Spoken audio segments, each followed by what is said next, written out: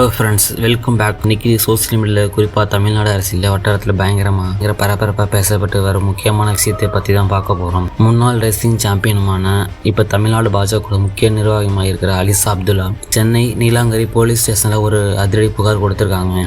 யார் மேலே தெரியுமா? மை இண்டியா 24/7 யூடியூப் சேனலோட முக்தார் அகமது, அப்புறம் பார்த்தீங்கன்னா திமுக எம்பி சிவாவோட மகனா திருச்சி சூர்யா, இவங்க 2 பேர் மேலேயும் கம்ப்ளைண்ட் ஃபைல் பண்ணியிருக்காங்க. நான் வந்து I'm very strong.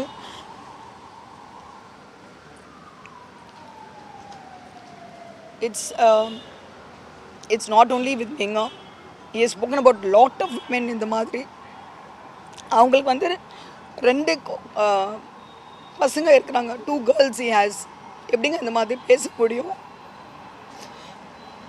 நான் வீட்டிலேருந்து நான் யோசித்தேன், இந்த மாதிரி அழுக்கூடாது. என்னோடய மாமியார், என்னோடய இன்லாஸு, என்னோடய அம்மா ரொம்ப ஸ்ட்ராங்கு. அதுக்கு தான் இது வந்து இல்லை, நீங்கள் போங்க, ஒரு வீடியோ பைட் கொடுங்க, பேசுங்க, இந்த மாதிரி தைரியமாக இருக்கணும்.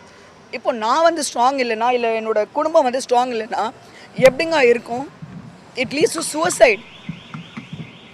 இந்த மாதிரி ஆளாக வந்து 3 days back he met Stalin, Mr. ex-CM. he's met Stalin with photos. அப்போ யாருங்க சப்போர்ட் பண்ணுறாங்க? ஏன் தெரியுமா? டிஎம்கே வந்து இந்த மாதிரி ஆள் வந்து பின்னால் ஜெயிலுக்குள்ளே போடல. ஏன்னா அவங்க குடும்பம் பற்றி பேசலை, அவங்க பசங்க பற்றி பேசலை. தைரியம் இருக்கா பேசுறதுக்கு? பேச மாட்டாங்க.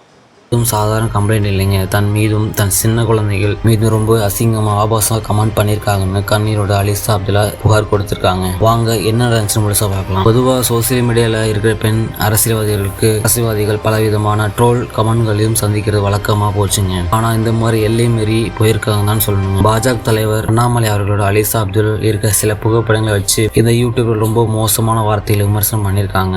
நேற்று சென்னையில் பார்த்தீங்கன்னா செய்தியாளர்கள் சந்தித்து பேசிய அலிசா அப்துல்லா ரொம்ப எமோஷனல் ஆகிட்டாங்க. நான் ஒரு ரேசிங் சாம்பியன், இப்போ அரசியல இருக்கேன், என்னை பற்றி என்னன்னா பேசுங்க, ஆனால் சின்ன குழந்தைகளை கூட விட்டு வைக்காம அவங்க புகைப்படம் கீழேயும் இவளுக்கு அசிங்கமான கமெண்ட் பண்ணலாமா அப்படின்னு ரொம்ப ஆதங்கப்பட்டு கேட்டிருக்காங்க. இந்த கமெண்ட்ஸ் எல்லாம் பார்க்க முடியாத அளவுக்கு ரொம்பவே கேவலமாக இருக்குன்னு அவங்க தரப்பு சொல்கிறாங்க. அலிசா அப்துல்லா சும்மா கம்ப்ளைண்ட் மட்டும் கொடுத்து விட்டு போகலைங்க. இதுக்கு முன்னாடி ஆளுங்கட்சி திமுகவோட சப்போர்ட் இருக்குன்னு நேரடியாக குற்றம் சாட்டியிருக்காங்க. ஏன்னா திருச்சி சூர்யா திமுக எம்பியோட பையன் அப்படிங்கிற தைரியமாக பெண்களை இப்படி திறந்தாழ்த்தி பேசுகிறாங்கன்னு சொல்லியிருக்காங்க. உண்மையில் அலிசா அப்துல்லா இந்த மாதிரி பிரச்சனை வர்றதுக்கு இது முதல் மாதிரி கிடையாதுங்க. ஏற்கனவே 2022 வருஷத்தில் இதே மாதிரி இவங்க பாடி ஷேமிங், உடல் ரீதியாக கேலி பண்ணுறது பண்ணியிருக்காங்க.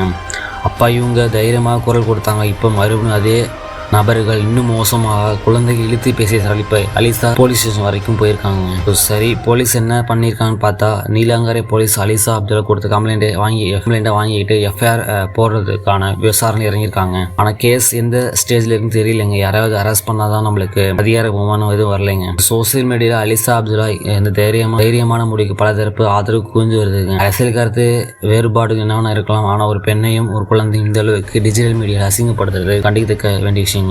நெட்டிசன்கள் பல பேர் கமெண்ட் பண்ணிட்டு வராங்க. அரசியலில் இருக்கிற பெண்களுக்கு பாதுகாப்பு இல்லையா? யூடியூப் வியூஸ்க்காக அரசியல் பழி வாங்கலுக்காகவும் குழந்தைகள் கூட ஆபாசமாக பேசுகிற கலாச்சாரம் எப்போதான் மாறும்?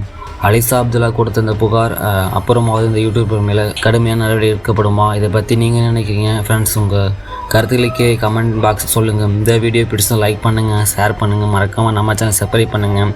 அடுத்த வீடியோவில் சந்திக்கலாம். Thank you friends.